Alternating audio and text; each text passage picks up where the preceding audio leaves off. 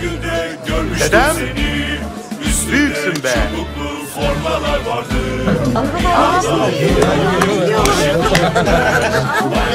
İyi, bu. Siyah beyazdı.